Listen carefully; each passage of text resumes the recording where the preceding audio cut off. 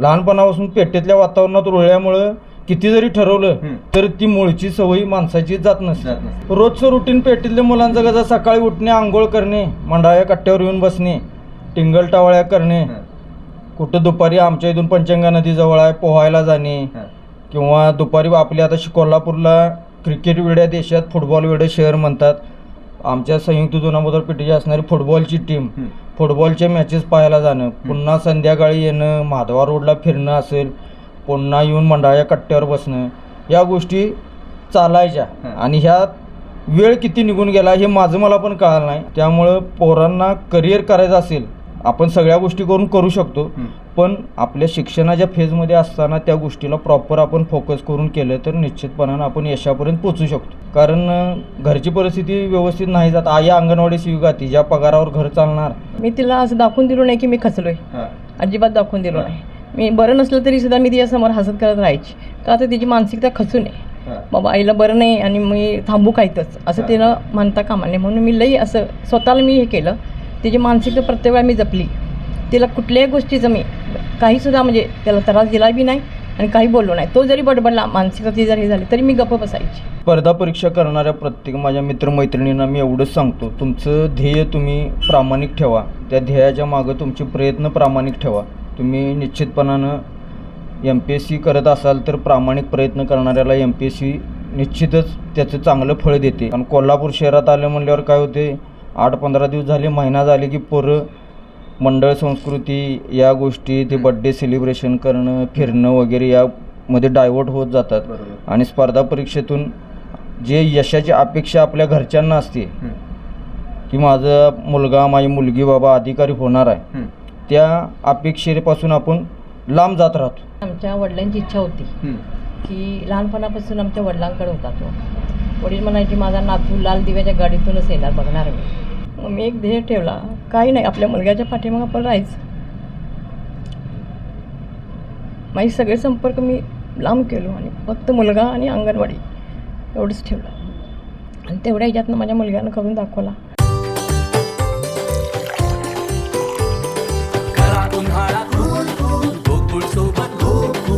गोकुळ सोबत गोकुल. दर्शक नमस्कार, KK न्यूजमध्ये आपल्या सगळ्यांचं मनापासून स्वागत आहे. KK न्यूज चॅनलच्या माध्यमातून आपण वेगवेगळ्या गावांच्या मध्ये जाऊन वेगवेगळ्या यशोगाथा मांडत असतो. स्पर्धा परीक्षा करणारे विद्यार्थी जे आहेत, या स्पर्धा परीक्षा करणारे विद्यार्थी ज्या वेळेला ते पास होतात त्यानंतर त्यांची जी काही स्ट्रगल होतं, त्यांनी जे काही केलेला अभ्यास होता आणि त्यामधून त्यांना मिळालेले जे यश आहे हे आपल्यापर्यंत पोहोचवत असतो. जेणेकरून काय आहे की नवीन अभ्यास करणारे जे काही विद्यार्थी आहेत, विद्यार्थिनी आहेत, त्यांनी यांचा आदर्श घेऊन त्यांनी त्यांच्या आयुष्यामध्ये अजून चांगल्या पद्धतीनं कष्ट करतील, राबतील, अभ्यास करतील आणि त्यांना सुद्धा यांच्याप्रमाणे यश मिळेल. तर आता माझ्यासोबत साहिल मुजावर आहेत. काय सांगाल, स्पर्धा परीक्षेचा अभ्यास, त्यानंतर PSI मध्ये पास झालात आणि ह्या प्रवास कसा होता? स्पर्धा परीक्षेचा प्रवास जर म्हणला तर स्पर्धा परीक्षा करणं हे मुळात माझं ध्येय नव्हतं. म्हणजे आपलं चाललंय, आपलं शाळा शिकलो म्हणजे 10वीपर्यंत शिक्षण विद्यापीठ हायस्कूलला झालं भवानी मंडपमध्ये. 11वी-12वीला आमच्या जुनामोदर पेठेत असणारं राजे छत्रपती शाहू महाराज कॉलेज, तिथं 11वी-12वी झाली. 12वी सायन्स झाली. मग आता काय करायचं, घरची परिस्थिती काय आपली इंजिनिअरिंगला जाण्यासारखी नाही. मग आता म्हटलं ग्रॅज्युएशनला ॲडमिशन टाकूया. कुठं ग्रॅज्युएशनला मी गोपाळकृष्ण गोखले कॉलेजला ॲडमिशन केलं.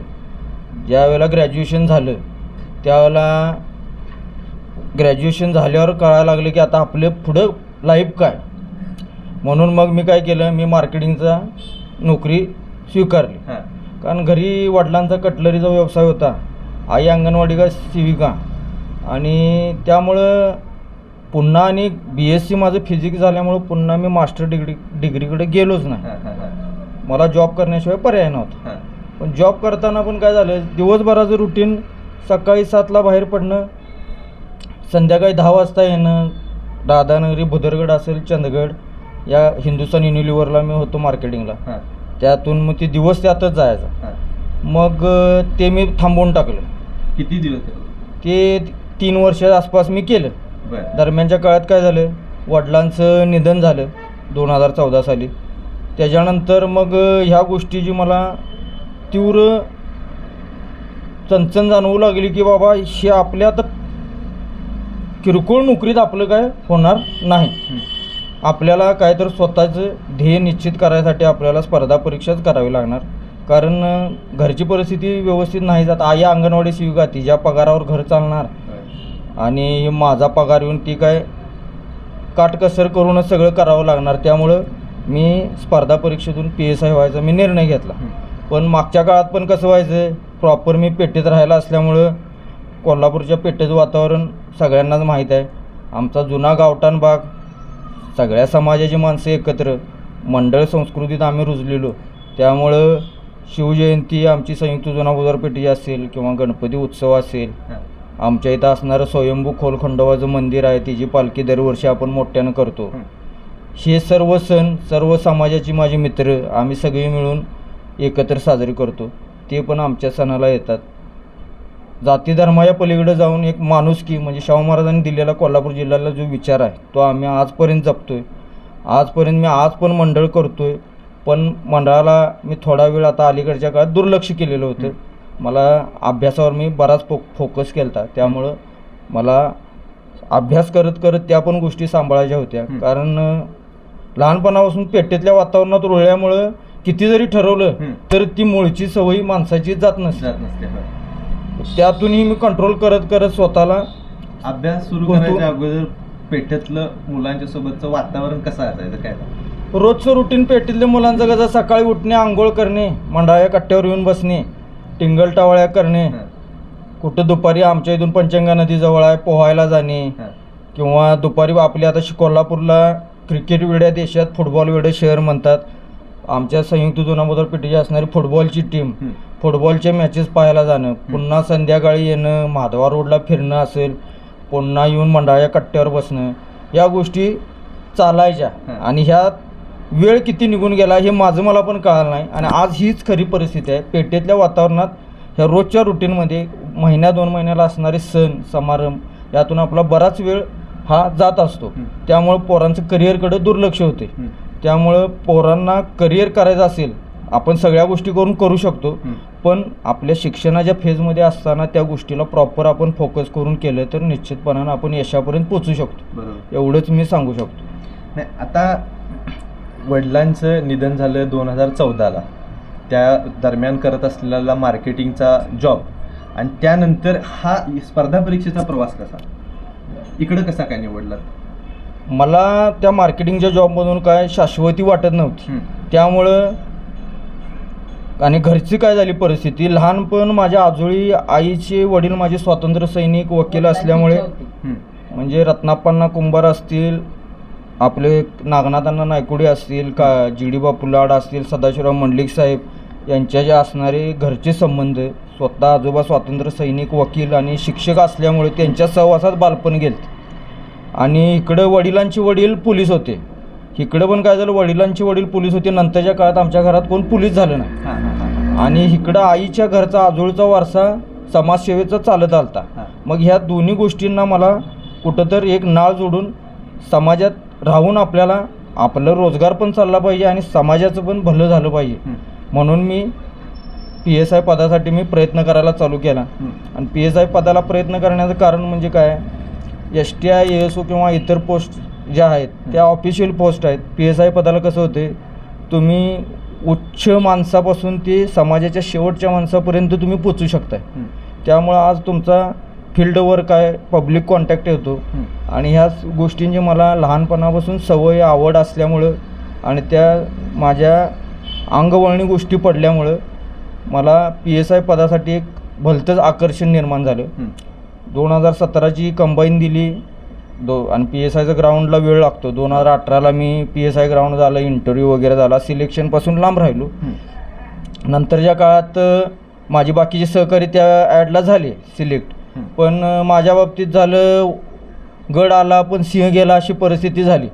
मग मला एक सगळी बाकीचे मित्र त्यावेळेला पास, माझी बाकीची सगळी मित्र मैत्रिणी कोल्हापूरच्या होत्या त्या पास झाल्या. एक डिप्रेशनमध्ये होतो मी. पण पुन्हा जसा कोरोना आला मी स्वतःला या डिप्रेशनमधून सावरत आईच्या अंगणवाडीमध्ये मी दिवसभर अभ्यास करत बसणे आणि बाकीच्या जगाशी संपर्क तुटलेला. आईचं पण सर्वेचं वगैरे काम असायचं कारण कोरोना पेशंट वगैरे पाहणे या गोष्टी आई करत होती. त्यातून मी माझा अभ्यास केला आणि तिथून मी आज 2021च्या PSIत काल PSI झालो. स्पर्धा परीक्षेचा अभ्यास करताना लायब्ररी वगैरे ही कुठं काय नियोजन केलं? लायब्ररी मी सुरुवातीला अभ्यास घरीच करायचो. कोल्हापूरला पण मी म्हणजे आमच्या इथं बागल चौकमध्ये एके फाउंडेशन म्हणून होती, तिकडे थोडे दिवस केलं. नंतर कोरोना काळात शिरोलीत मी राहायला असल्यामुळं आमचे शिरोलीचे माजी आमदार अमल महाडिक साहेब यांच्या लायब्ररीत मी अभ्यास करत होतो. त्यांनी पण बरंच सहकार्य केलं. त्याच्यानंतर आणि सेल्फ स्टडी घरी पण थोडा वेळ करायचो. आणि हेच सांगू शकतो. काय वाटते, मुलगा PSI झाला आज, बघायला गेलं तर तुम्ही आता अंगणवाडी सेविका किंवा अंगणवाडी शिक्षिका, आणि अंगणवाडी शिक्षकांचं मानधन नाही, वेतन नाही. आता ह्या सगळ्या असलेल्या ह्या गोष्टी, मानधन आहे, वेतन नाही, आणि ते सगळं करत असताना पैशाचं ह्याचं सगळं, आणि त्यात मुलाला शिक्षण आणि हे शिकवत असताना येणारा जो काही खर्च कशा पद्धतीनं करायचं? म्हणजे कसं आहे, आमच्या वडिलांची इच्छा होती की लहानपणापासून आमच्या वडिलांकडे होता तो. वडील म्हणायचे माझा नातू लाल दिव्याच्या गाडीतूनच येणार बघणार मी, असं त्यांची इच्छा होती. इच्छा पूर्ण केली आज. काय सांगाल? मग मी एक ध्येय ठेवला, काही नाही, आपल्या मुलग्याच्या पाठीमागं आपण राहायचं. माझे सगळे संपर्क मी लांब केलो आणि फक्त मुलगा आणि अंगणवाडी एवढंच ठेवलं. आणि तेवढ्या ह्याच्यातनं माझ्या मुलग्यानं करून दाखवला. इतके वर्ष झालेत आता हे शिकवत होता तुम्ही, आता 7-8 वर्ष गेली. कधी वाटलं का खचून गेलं असं काय? नाही, मी तिला असं दाखवून दिलो नाही की मी खचलोय. अजिबात दाखवून दिलो नाही. मी बरं नसलं तरी सुद्धा मी तिच्यासमोर हसत करत राहायची. का तर तिची मानसिकता खचू नये. बाबा आईला बरं नाही आणि मी थांबू काहीतच असं तिनं म्हणता कामा नये, म्हणून मी लई असं स्वतःला मी हे केलं. तिची मानसिकता प्रत्येक वेळा मी जपली. तिला कुठल्याही गोष्टीचं मी काहीसुद्धा म्हणजे त्याला त्रास दिला बी नाही आणि काही बोललो नाही. तो जरी बडबडला, मानसिकता ती जरी झाली तरी मी गप्प बसायची, कारण तिच्या पाठीशी मी पूर्ण राहिले. कारण माझी पण एक इच्छा होती की माझा मुलगा वृद्धीत मी बघणार. एकुलता एक मुलगा मला. आणि माझ्या बहिणीने मला सपोर्ट दिला आर्थिक, कारण अंगणवाडीचा पेमेंट एकदम थोडा. कोरोना काळामध्ये काय काम केले? एवढं सगळं फिरायला लागायचं, गावात जायला लागायचं, सर्वे करायला लागायचं, आणि ते सगळं करत पण त्यावेळेला काय वेतन वाढलेलं का? नाही, तेवढंच. तेव्हा पण मला भीती वाटायची की आपल्याला काय झालं म्हणजे काय करायचं, कारण मुलगा तर अभ्यास करायला आहे, परीक्षा जवळ आली आहे. आता आपल्याला काय झालं कोरोना बिरोना तर घरात सगळंच थांबणार, असंही मला भीती वाटायची. पण देवानं मला दोघांनाही पण अगदी व्यवस्थित ठेवलं. ते देवाचा पण मी आभार मानतो. जी विद्यार्थी आहेत, विद्यार्थिनी आहेत, जे अभ्यास करत असतात, त्यांना काय संदेश काय द्या?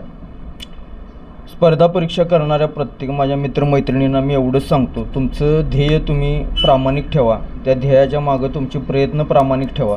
तुम्ही निश्चितपणानं MPSC करत असाल तर प्रामाणिक प्रयत्न करणाऱ्याला MPSC निश्चितच त्याचं चांगलं फळ देते. कोल्हापूरमध्ये आता बऱ्याच लायब्ररी आहेत. या लायब्ररीमध्ये बरीच आपली ग्रामीण भागातील पोरं स्पर्धा परीक्षेसाठी येत असतात. पण त्यांनी आपल्या स्पर्धा परीक्षेच्या प्रवासात इकडं कोल्हापूरला येत असताना आपल्याला ज्या स्पर्धा परीक्षेतून जी पोस्ट मिळवायची आहे त्या पोस्ट म्हणजे त्या पदासाठी असणारे आपले प्रामाणिक प्रयत्न केले पाहिजेत. कारण कोल्हापूर शहरात आलं म्हणल्यावर काय होते, 8-15 दिवस झाले, महिना झाले की पोरं मंडळ संस्कृती या गोष्टी, ते बड्डे सेलिब्रेशन करणं, फिरणं वगैरे यामध्ये डायव्हर्ट होत जातात.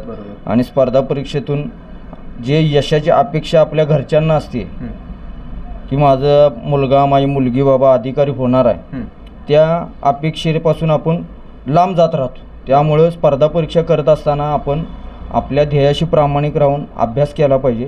स्पर्धा परीक्षेत काय होते, तुम्ही चांगले मित्र, चांगले मार्गदर्शक ठेवा. बाकीच्या गोष्टी ह्या चालतच राहतात. मित्रमंडळी या सगळीकडं असतात, तुमच्या गावात, घरात, गल्लीत सगळीकडं तुमचे मित्र सर्कल असतात. पण स्पर्धा परीक्षा करत असताना स्वतःपुरतं माणसानं थोड्या काळासाठी स्वार्थी झालं पाहिजे असं माझं म्हणणं आहे. प्रामाणिक प्रयत्न केले तर प्रत्येकाला निश्चितच यश मिळतं. त्यामुळं MPSC करणाऱ्या सर्वांना मी एवढंच सांगतो, तुमच्या प्रयत्नाशी आणि तुमच्या ध्येयाशी प्रामाणिक राहा. यश नक्कीच तुमचं वाट पाहतं. अभ्यास करताना कोल्हापुरात अभ्यास होतोय का? होत असलं तर फिजिकल म्हणा, ह्या सगळ्या गोष्टी कोल्हापुरात होतात का?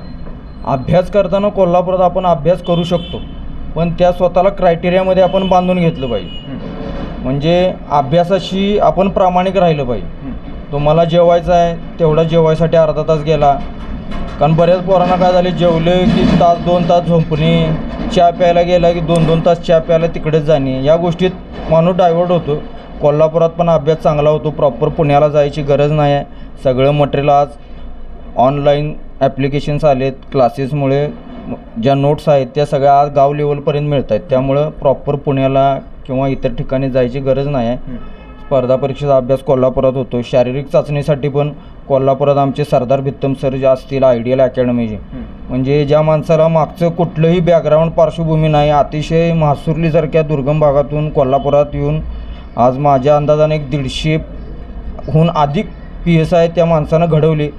अतिशय चांगलं व्यक्तिमत्व शारीरिक चाचणीसाठी तयारी करून घेणार असते. कारण काय होते, PSI करणाऱ्या मुलांचं अभ्यास रोजचा 12 तास 14 तास असतो.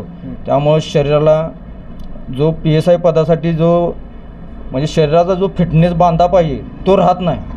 त्याच्यासाठी खरोखर कोल्हापूरमध्ये सरदार भित्तम सर अतिशय चांगले सर आहेत आणि त्या पद्धतीने ते सराव करून घेतात. त्यामुळं कोल्हापूरमध्ये सगळ्या गोष्टी होऊ शकतात आणि कोल्हापुरात आपण करू शकतो या गोष्टी. तर KK न्यूज चॅनलच्या माध्यमातून आपण ही यशोगाथा मांडत आहे.